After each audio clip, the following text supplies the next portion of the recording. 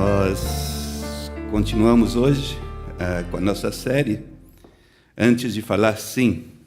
E hoje eu tenho o privilégio de encerrar essa série. Mas, ao mesmo tempo que é um privilégio, você corre o risco de estar repetindo o que os outros 3 anteriores já falaram. Então, vamos tentar evitar essa situação. Mas eu fiquei pensando, quando nós começamos essa série, O Perigo do Sim, na verdade, antes de falar sim, e hoje o tema é o perigo do sim, eu fiquei imaginando o que será que vinha à mente de algumas pessoas, né? Porque quando você fala o perigo do sim, você pode interpretar isso de diferentes maneiras. E é capaz que, quando a gente fala sobre o perigo do sim, que nós trataremos, uma das coisas que talvez tenha vindo à sua mente é que o tema seria sobre como você fazer a escolha certa para um casamento. Então, que você deveria pensar muito bem antes de falar, prometo diante de Deus e todos aqui presentes, a tomar essa mulher ou esse homem como meu legítimo esposo ou esposa. Olhe, gente, cuidado, porque isso você tem que pensar bem, é uma decisão muito séria. E, com certeza, muitas outras opções poderiam ter passado pela sua mente. Mas nós vamos tratar sobre esse assunto, o perigo do sim, mas de uma perspectiva o perigo de dizer sim, mas um sim baseado nos princípios bíblicos, indo contra os valores do contexto social em que nós estamos vivendo. Quais são os riscos que nós estamos tomando quando nós aceitamos dizer sim para os preceitos e os conceitos que nós vemos na palavra de Deus e dizer não para o que a sociedade está nos dizendo. E nós vamos fazer isso nos baseando no livro de Esther. Por isso eu gostaria que você abrisse a sua Bíblia no livro de Esther. É um livrinho meio chato, né, de achar. Ele está ali logo depois de Neemias, se isso te ajuda. Mas mantém o livro aberto, a Bíblia aberta no livro de Esther. E eu não sei se você sabia de um detalhe, que isso todos os comentaristas acabam falando sobre isso. Você pode ler todos os capítulos do livro de Esther e você vai perceber que a palavra Deus não é mencionada sequer uma vez. E aí você pergunta, como é que um livro que não menciona Deus sequer uma vez foi acabar na Bíblia? E, obviamente, foi uma decisão intencional do autor, porque o que o autor está tentando demonstrar é que Deus está poderosamente presente até quando, aparentemente, ele está notavelmente ausente. E parece uma contradição, mas é isso que nós acabamos vendo no livro de Esther. E aí nós vemos uma combinação muito interessante entre a providência de Deus, o lugar que Deus tem no destino das pessoas, no destino de povos e no destino da humanidade, mas isso em algum momento tem que confluir com nossas decisões e com nossas ações. E em nenhum momento Deus perde o controle, Deus deixa de estar na cena, mesmo quando aparentemente esse parece ser o caso. E como todas as boas histórias que nós escutamos, que nós contamos para os nossos filhos, essa história também, que é muito interessante, obviamente nós não poderemos abarcar todo o livro, mas eu aconselho que você depois dê uma olhada e possa ler durante a semana. É um livro curto, mas é uma daquelas histórias que poderia muito bem começar com: era uma vez, muitos e muitos anos atrás, num lugar longínquo e distante, chamado Irã, que naquela época se chamava Pérsia, onde existia um rei extremamente rico e poderoso. O seu império ia desde a Índia até a África.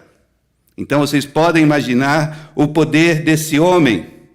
E a Bíblia nos fala no livro de Esther que estava sob o seu domínio, que estava sob o seu controle, ao redor de 127 províncias, de diferentes grupos étnicos, de diferentes nações, de diferentes línguas.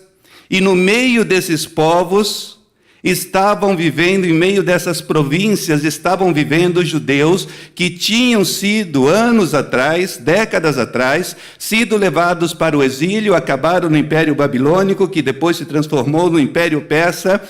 Alguns judeus já haviam retornado para Jerusalém, mas alguns decidiram permanecer no Império Persa, porque seus netos, seus filhos já tinham se estabelecidos, e eles decidiram então que, pelo menos naquele momento, eles não voltariam para Jerusalém e permaneceram sob o domínio desse grande rei poderoso que nós estamos vendo aqui. E esse rei era tão rico e tão poderoso, que numa determinada época ele decidiu dar uma festa de 180 dias para todos os líderes do seu governo. Lembre-se, nós falamos que tinha 100 e tantas províncias. E aí ele juntou os líderes dessas 100 e tantas províncias e decidiu dar uma festa de 180 dias. Imagine Temer fazendo isso uma semana em Brasília, com apenas os governadores, já seria um problema terrível. E depois desses 180 dias, ele decidiu dar uma festa de 7 dias para todo o povo da cidadela de Suzã, que era uma das regiões, uma das cidades onde ele tinha um dos seus castelos. E não era uma festinha assim, como você e eu damos, né? Com um cachorro quente, aquela coisa toda. Tem aquela carne louca, né? Que de vez em quando tem muita gente, a gente decide para poder aproveitar melhor os recursos. Mas dá uma olhadinha como era essa festa. Abre no capítulo 1 de Esther, a partir do versículo 6. Esther, capítulo 1, versículo 6. E diz assim: as cortinas eram de pano branco, verde e azul celeste, talvez a tradução que esteja na tela seja um pouquinho diferente, atadas a argolas de prata e as colunas de mármore com cordões de linho fino e de púrpura. Havia assentos de ouro e de prata sobre um pavimento mosaico de pórfiro, de mármore, de madrepérola e de pedras preciosas. O vinho real era servido fartamente em diferentes taças de ouro, de acordo com a generosidade do rei. E cada um bebia o quanto desejava, pois o rei tinha ordenado a todos os mordomos do palácio que servissem à vontade. Dava-se-lhes de beber em vasos de ouros de várias espécies, e havia muito vinho real à disposição. Versículo 9. Também a rainha Vasti, não tenho certeza, deu um banquete às mulheres na casa do rei Assuero. A coisa não era brincadeira. Durante 180 dias para todos os líderes de todo o seu império, depois durante 7 dias para toda a população de uma determinada cidade, onde ele tinha um dos seus palácios, mas apesar de, aparentemente, isso ser um conto de fadas e começar com uma história fantástica, com um rei poderoso, que podia todas as coisas, inclusive uma festa de 180 dias, nesse nível, a Bíblia nos mostra que Assuero, na verdade, além de poderoso, ele era um homem traiçoeiro, ele era beberrão, ele era iracundo, ele era mulherengo. Ele, além de tudo, era um mau administrador que gostava de fazer alarde da sua fortuna e de tudo aquilo que ele possuía em riquezas.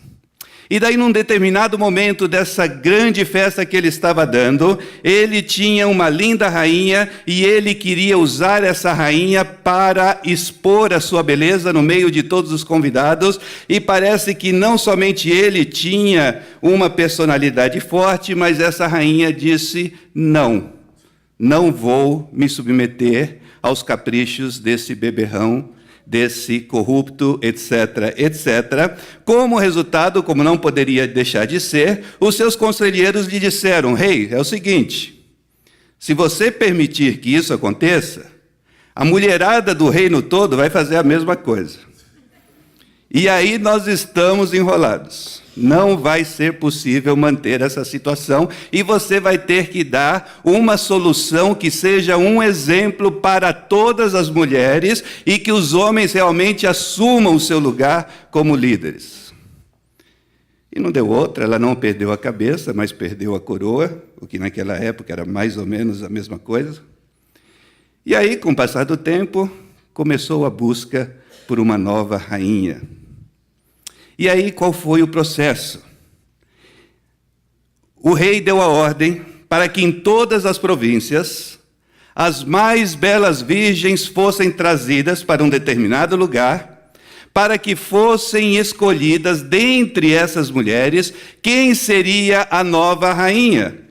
E para isso elas passaram por um tratamento de beleza VIP, que talvez tenha sido a primeira Miss Universo da história. Nós não sabemos exatamente.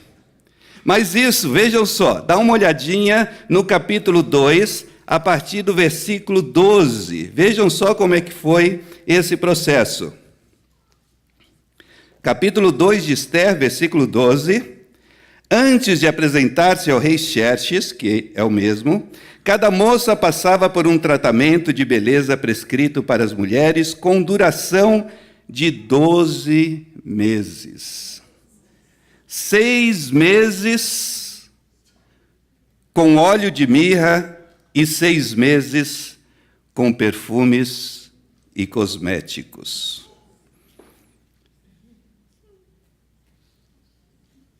Assim, quando se apresentava ao rei, a moça recebia tudo o que quisesse levar consigo do harém para o palácio do rei. E no final das contas, Esther foi a escolhida. Esther, judia, exilada, pobre, órfã, e como se fosse um conto de fadas, ela acabou recebendo graça aos olhos do rei, e essa palavra graça é usada várias vezes no Novo Testamento, quando Deus está querendo conceder das suas bênçãos, e aqui nós vemos essa mesma palavra usada, e ela foi escolhida então como a nova rainha no lugar daquela que resistiu à vontade e à ordem do rei. Mas dizem alguns que foram feitas algumas descobertas arqueológicas e que uma das razões pelas quais Esther foi escolhida é que o tratamento dela foi patrocinado pelos produtos fantásticos da Mary Kay, os primeiros 6 meses, e os segundos 6 meses pela linha de perfumaria Cláudia Leite dos cosméticos Jequiti. E aí o rei acabou se apaixonando por ela, e quando ela foi aceita como rainha, ela estava entrando em um mundo de intrigas e de traições. Ela precisaria ter muita sabedoria em cada situação que ela estaria vivendo. Ela ia ter que lidar com um marido absolutamente complicado, como nós vimos no começo dessa mensagem. E ela precisava, com essa sabedoria, entender quais eram os limites da situação e do momento em que ela estava vivendo. E em algum momento, mais uma vez, nós vemos que esse conto de fadas começa a ter os seus grandes problemas. O seu pai adotivo, chamado Mordecai, criou um problema sério. O rei havia decidido que cada vez que o primeiro-ministro, chamado Amã, passasse por algum lugar, todos aqueles que viam o primeiro-ministro passando precisavam se prostrar diante do primeiro-ministro, e Mordecai, sendo judeu, um homem sério em levar em consideração e até as últimas consequências, os ensinamentos da palavra de Deus, ele se recusou a se prostrar diante do primeiro-ministro, porque nós, como cristãos, entendemos que nós nos prostramos somente diante do Deus Todo-Poderoso, Criador dos céus e da terra, sem se importar com as consequências que isso pode trazer. E aí o primeiro-ministro ficou com tanta raiva que ele decidiu destruir não somente o pai de Ester, mas ele decidiu então fazer um ato de traição, conseguiu enrolar o rei, a tal ponto que ele conseguiu com que fosse emitido um decreto que foi enviado para 127 províncias, cada província no seu próprio idioma, autorizando que num determinado dia de um determinado mês, todos os judeus do Império Persa fossem assassinados. Essa era a vingança que o primeiro-ministro queria causar como resultado da atitude de Mordecai. E aí Ester se viu numa situação onde havia uma só solução. Ela tinha que intervir. Mordecai explica para Ester qual era a situação, o que estava acontecendo, que o seu povo estava a ponto de ser exterminado. E agora, por favor, veja no capítulo 4 do mesmo livro de Ester, começando do versículo 10, capítulo 4 do livro de Ester, começando do versículo 10, e depois que Ester escutou o seu pai, as notícias que chegaram do seu pai, Ester mandou a seguinte mensagem para o seu pai.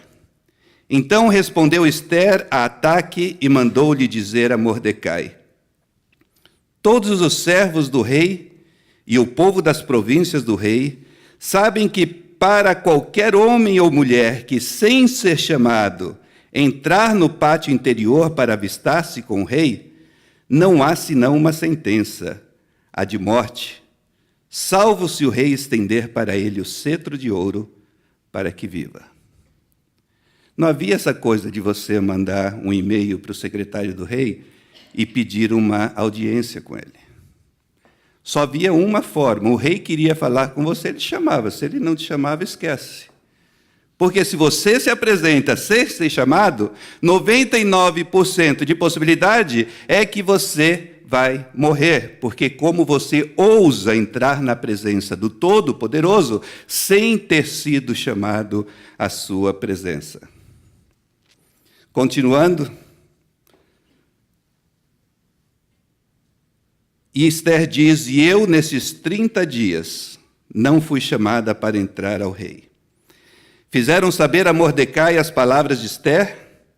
Então lhes disse Mordecai que respondessem Ester: não imagines que por estares na casa do rei, só tu escaparás entre todos os judeus. Porque se de todo te calares, agora de outra parte se levantará para os judeus socorro e livramento. Mas tu e tua casa e a casa de teu pai perecereis. Conhece a famosa sinuca de bico? E aqui nós vemos Ester numa situação onde o seu pai adotivo está dizendo: querida, nós todos vamos morrer.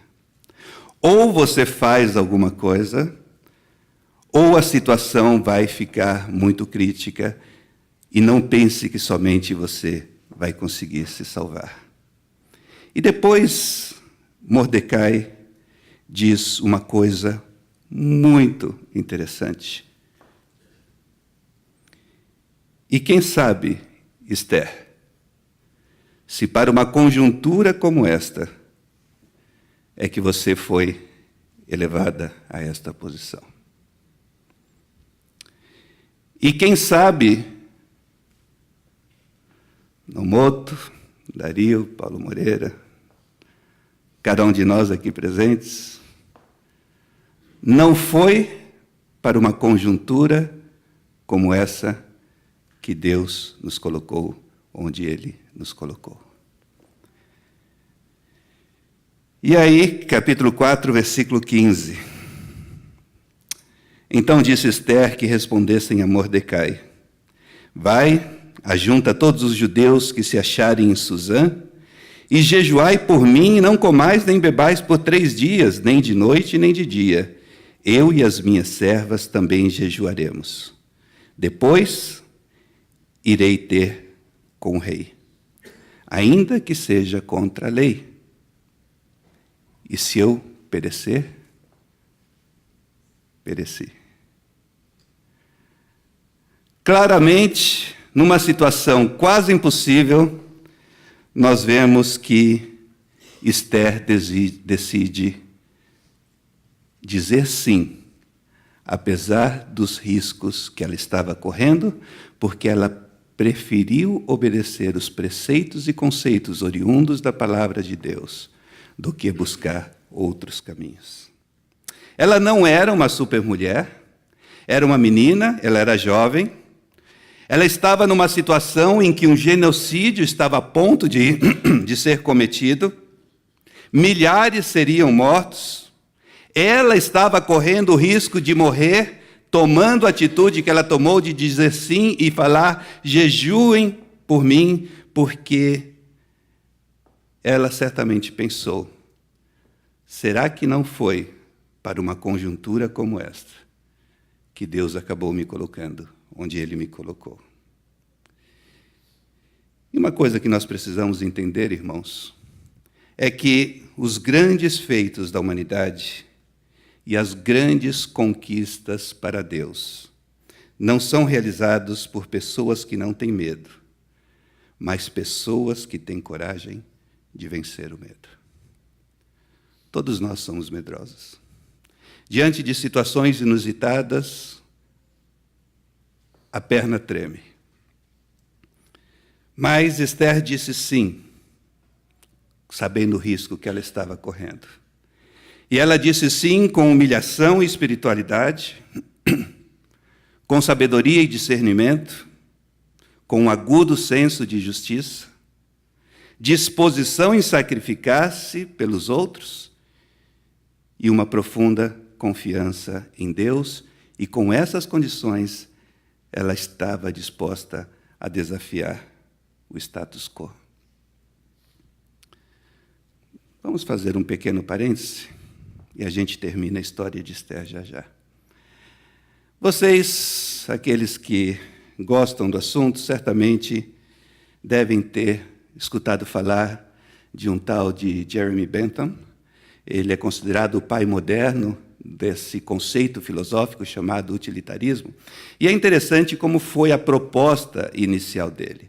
A proposta inicial dele era que a maior felicidade para o maior número de pessoas é a base para decidirmos o que é certo e o que é errado. Essa era a premissa básica sobre a qual Bentham acabou desenvolvendo todo o seu conceito e toda a sua filosofia. E ele também disse uma coisa muito interessante. Nós, seres humanos, temos apenas 2 senhores. Esquece de todo o resto. Nosso primeiro senhor é o prazer e o nosso segundo senhor é a dor. Portanto, as decisões que nós vamos fazer estarão certas ou equivocadas se, ao fazermos essas decisões, elas vão causar o menor nível de dor para o maior número de pessoas e o maior nível de prazer. Só que essa filosofia continuou se desenvolvendo através dos séculos. E acabou se transformando em algo que poderíamos dizer que o que é realmente importante é aquilo que me dá prazer individualmente e que vai me causar a menor intensidade de dor. O resto é o resto. É justamente o antônimo de altruísmo que é o egoísmo. É o famoso individualismo do século XX, do século XXI.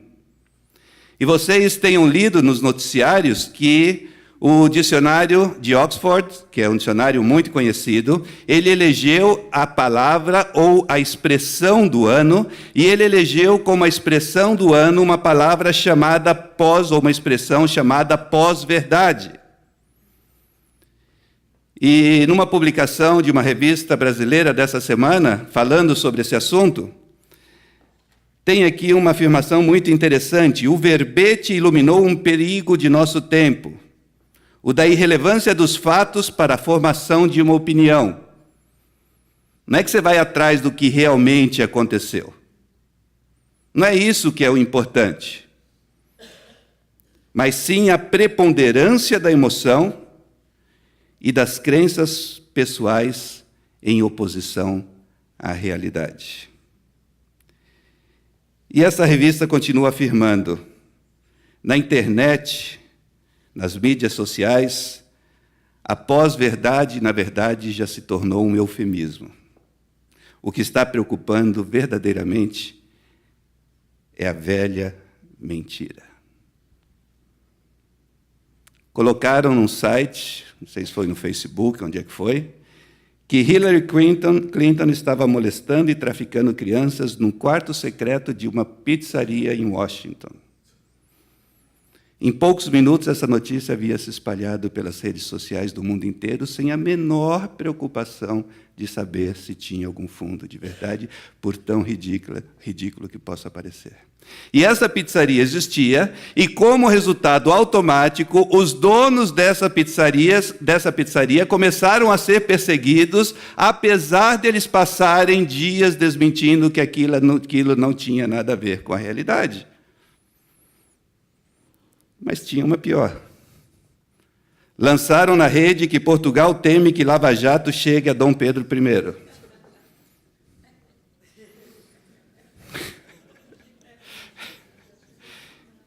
E jogaram na rede. E se espalhou. E dizem que, em média, leva-se 14 horas para conseguir tirar uma mentira da internet, se é que você consegue. Mas em 14 horas você já derrubou um ministro, você já fez um presidente perder a eleição, você já estragou a sua reputação que você demorou 30 anos para criar, e depois não adianta você falar o que você quiser, mostrando números, mostrando fatos, o que importa é, na verdade, a emoção e aquilo que você crê. Isso significa que a nossa conjuntura, voltando à expressão utilizada pelo autor bíblico no livro de Esther, é uma conjuntura pouco afeita à verdade, da mesma maneira que no tempo de Esther. Traições, planejamentos malignos, e aquele sim, sim, não, não, que já foi mencionado nas outras pregações de Jesus, onde é que ficou? Para nós cristãos, que sabemos que a nossa palavra deve ser sim, sim, não, não, e nós estamos até distribuindo por aí, dizendo que as trompetas já tocaram em Jerusalém, e não vamos buscar nenhuma fonte para ver se aconteceu realmente a mesma coisa, e se as trompetas tocaram, meu irmão, sinto muito, alguém foi e nós ficamos.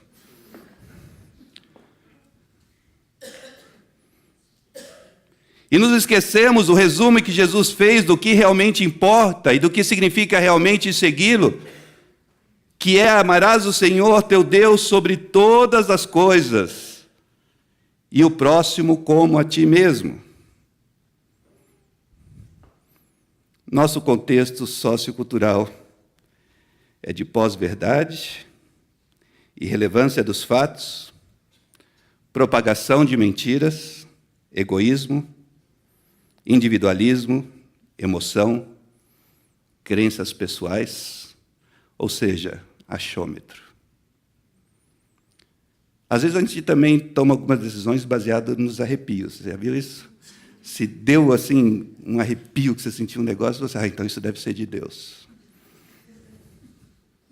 Eu ainda estou querendo inventar um arrepiômetro, acho que eu vou ficar rico.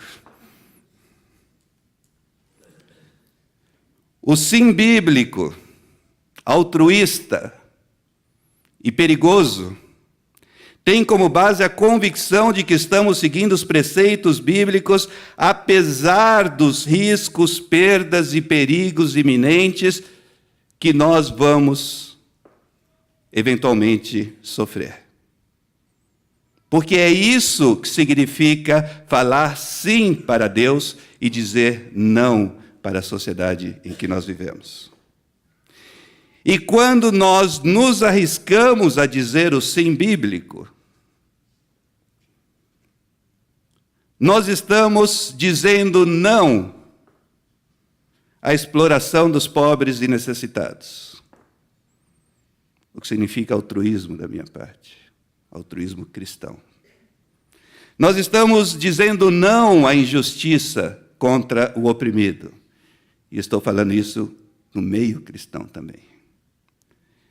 Eu estou dizendo não ao acúmulo ilícito de riquezas, porque eu vou tomar decisões difíceis baseados nos planos de Deus, nos valores de Deus, na palavra de Deus, mesmo sabendo dos riscos e prejuízos que isso podem trazer para mim. Ao dizer e nos arriscarmos a dizer o sim bíblico, nós vamos dizer não à mentira e ao engano em todos os níveis, inclusive no mundo da pós-verdade e no mundo da internet. Nós diremos não aos negócios corruptos do meu negócio ou da empresa em que eu trabalho, mesmo que isso possa custar a sua demissão. Ao correr o risco de dizer sim para os conceitos bíblicos e os valores que nós encontramos na palavra de Deus, eu vou dizer não à escravidão moderna, o que significa tentar entender que muitas das empresas que nós estamos mais apaixonados estão contratando crianças que deixam de ir para a escola com 10, 12, 13 anos e vivem em barracos em Bangladesh, no Paquistão, no Afeganistão, em diferentes lugares, para poder produzir um produto barato que finalmente você chega aqui e compra e está contribuindo para que a escravidão continue acontecendo do outro lado do mundo, mas não pense que as lojas Marisa e etc., etc., não fazem a mesma coisa.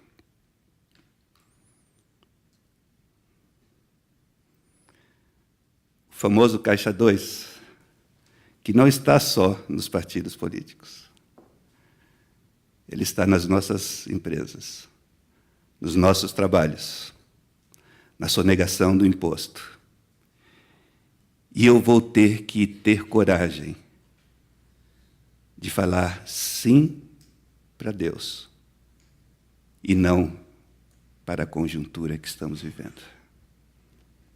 E definitivamente, nós vamos dizer não a um mundo em que mais de 2 bilhões de pessoas ainda não escutaram sequer uma vez que Jesus Cristo é Senhor e Salvador. E, em grande parte, o mundo ainda não escutou, porque eu ainda não tive coragem de dizer sim para Deus, mesmo sabendo dos riscos que isso pode implicar.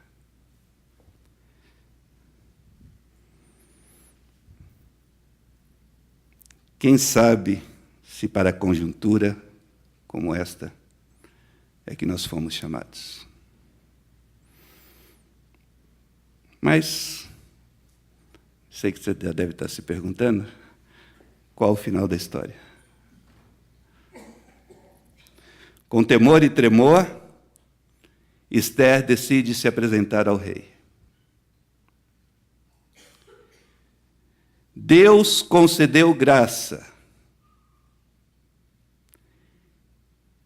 E o rei lhe estende o cetro. Esther informou o rei sobre os acontecimentos. O povo de Deus que estava no exílio foi salvo. E essa salvação física e espiritual, eventualmente, é a salvação que foi estendida para todos os povos, até os confins da terra, em Cristo Jesus, nosso Senhor. E isso tudo porque, apesar de ser jovem, apesar de ser inexperiente, apesar de ter medo, ela decidiu confiar no Senhor e dizer sim. Porque ela entendeu que Deus a colocou naquela posição para correr o risco de dizer sim em uma conjuntura como aquela. E nós acabamos de ver apenas alguns aspectos da conjuntura sociopolítica, religiosa em que nós vivemos. E eu creio que a pergunta que nós precisamos sair daqui hoje nos perguntando é se onde você estiver, em qual posição Deus te colocou, qual é o sim que Ele espera que você diga, baseado nos preceitos bíblicos, apesar dos riscos que você pode estar correndo, e perguntando-se, será que não foi para uma conjuntura como essa que Deus me colocou onde Ele me colocou? E assim como Davi, Esther cumpriu o propósito de Deus para a sua geração. Que fantástico, né? Já pensou assim, quando tiver aquele montão de gente chorando, a gente espera, né, que tem alguém chorando em volta ali no seu enterro, você está para ser enterrado e tal, e daqui a pouco colocam, como é que chama aquilo que colocam? A lápide? Isso. E coloquem assim, o Marcos, o Nomoto, o Paulo, cada um daqueles que estão aqui, cumpriu o propósito de Deus para essa geração. Mas para isso, eu preciso ter coragem, como Esther, de dizer sim, baseado nos preceitos bíblicos e na convicção que Deus está colocando no meu coração, e não sim para o que a sociedade está esperando de cada um de nós. E que Deus nos ajude a termos a coragem de cumprirmos o seu propósito, de sermos sal e luz, onde estivermos, na conjuntura em que estivermos, para a honra e glória do seu nome. Gostaria que você abaixasse a sua cabeça por uns instantes.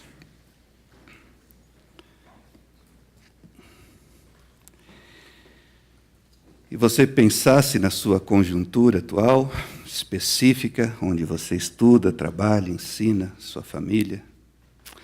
A nossa conjuntura social tão complexa, na vida política, na vida econômica. E em vários momentos nós teremos que tomar decisões corajosas, dizendo sim,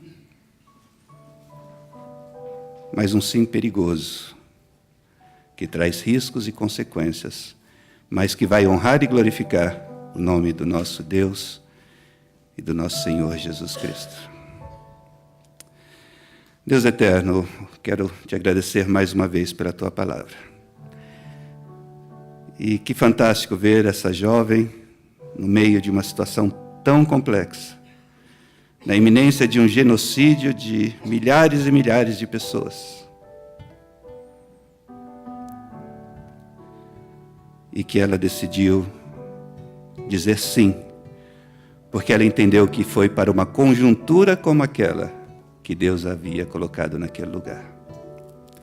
Eu peço, Senhor, que pelo Teu Santo Espírito, Tu continues falando a cada um dos nossos corações, mostrando-nos, Senhor, na conjuntura que nós estamos vivendo, qual é o sim que vai contra a corrente, mas que vai glorificar e honrar o Teu nome. Fala aos nossos corações, eu te peço, Senhor, em nome de Jesus. Amém.